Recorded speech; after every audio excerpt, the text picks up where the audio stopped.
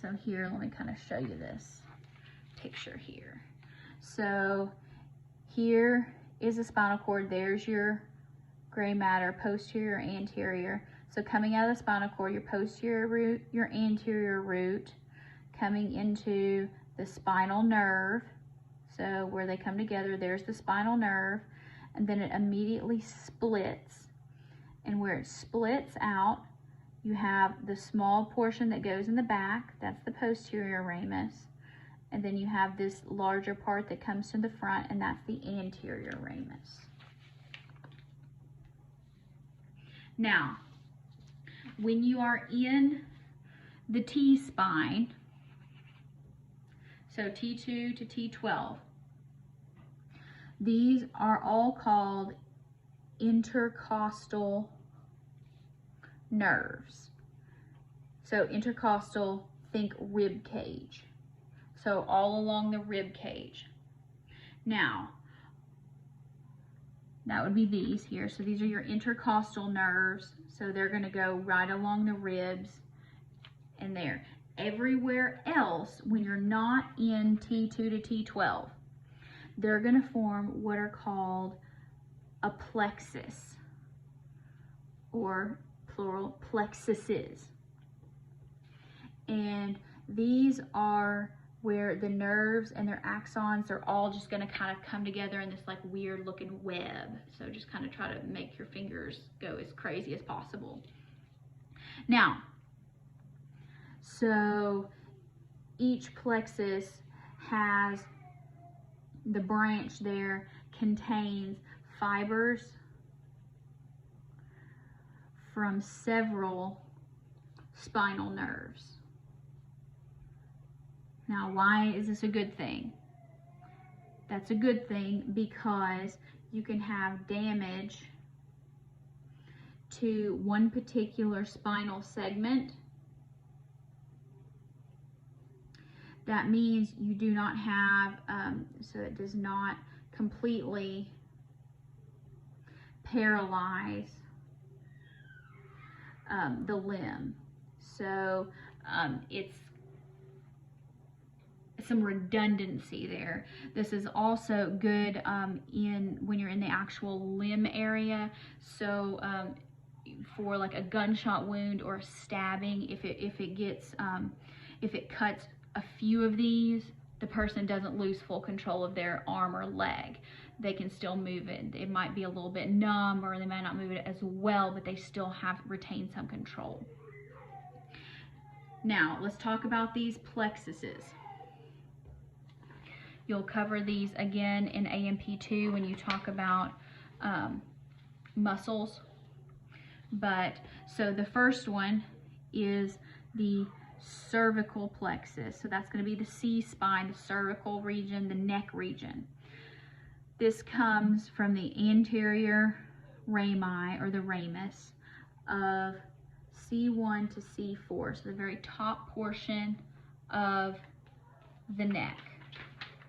That would be this one here.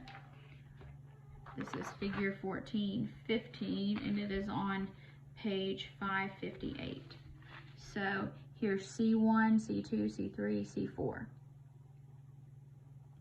And so see here, these just form this massive like web here. And they're going to be sensory information that comes from the ear, the neck, the shoulder, the upper part of the chest. So just think right along your neck area. This is what provides motor information so you can move your neck. Now, you have the phrenic nerve. The phrenic nerve is important. And this comes from C3 to C5. It's important because it innervates the diaphragm. And the diaphragm is important because that is what helps you breathe. So the diaphragm is important in breathing. So if both portions of these phrenic nerves are severed in the spinal cord, you cannot breathe on your own. That is a very bad situation. Now, let's move on. And so here's the phrenic nerve down here, phrenic nerve. So you've got C3, C4, and C5 there. So if all three of these get damaged, you're not going to be able to breathe. So that's bad, very bad. Next, you have the brachial plexus. So the brachial plexus, and this is going to be 1416 on page 560. And this goes from C5 to C7. So you can damage it if you pull the arm or you hit the top of the humerus. So be careful there. So that happens, if that happens, you can have the entire upper portion of the arm that may be left weak or paralyzed, depending on how bad the damage is. So if you like jerk the arm too badly, so this is important with especially children. So all of these also have sensory functions, but we will talk about their motor functions. So the first one we'll talk about is the axillary nerve. The axillary nerve is the one that is in the armpit. So, and it goes to the deltoid muscle. So here's the deltoid muscle, here's the armpit. So this would be A, and we'll put A for axillary. The next one is the musculocutaneous. And that's going to be a motor nerve. And that's going to be in the biceps. So that's what you need to flex your arm. And so that's going to be this one here. Musculocutaneous.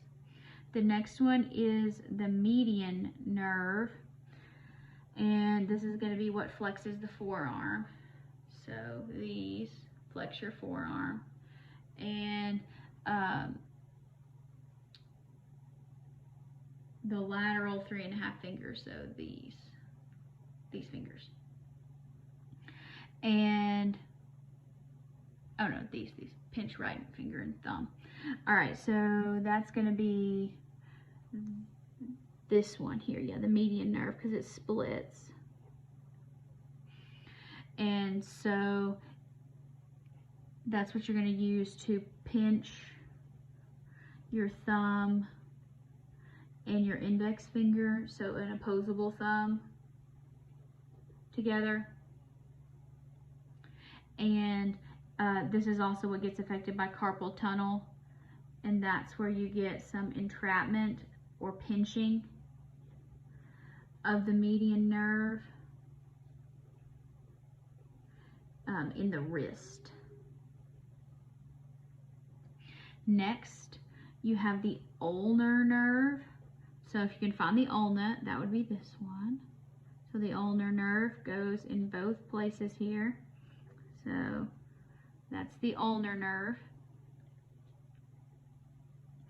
And it can get damaged as you pass around the medial epicondyle. So that would be this one here.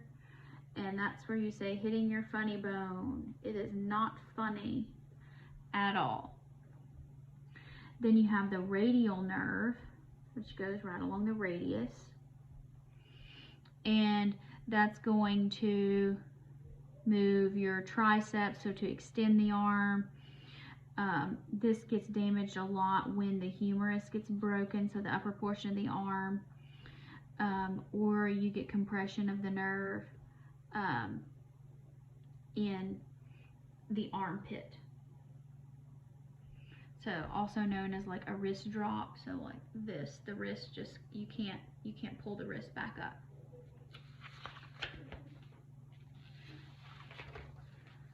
Next,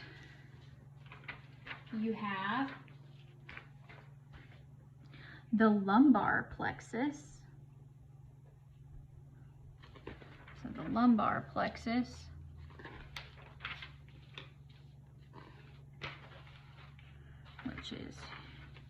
this is going to be 1417 on page 565.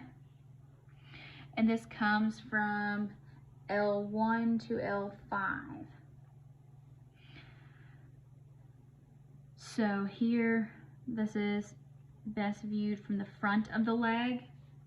There's only two that we're going to focus on here. There might be some more next semester in AMP2. But the first one is the femoral nerve. And this is going to be what innervates the quads. So, the quadriceps. So the femoral nerve, that'd be this one. See here how it branches into everything? So that'd be the femoral nerve.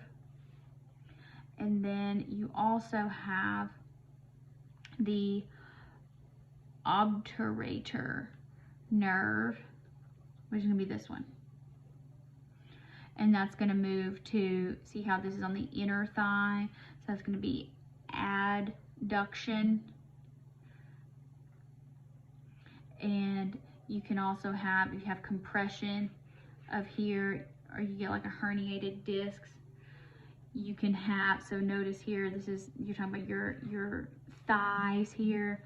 You can have gait problems, so problems with walking. So you wouldn't have an even stride, like there would be a limp, even when you're not trying to. Next, you also have, this is 18, the sacral plexus. And the sacral plexus is on page 568. And the sacral plexus goes from L4, so it kind of runs together a little bit, all the way to sacral 4. Best view here is going to be the back of the leg. And there's a few things we want to point out here.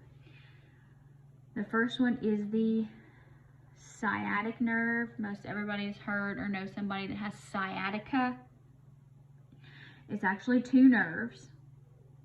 And then they have sensory and some motor functions. The first one is the tibial nerve.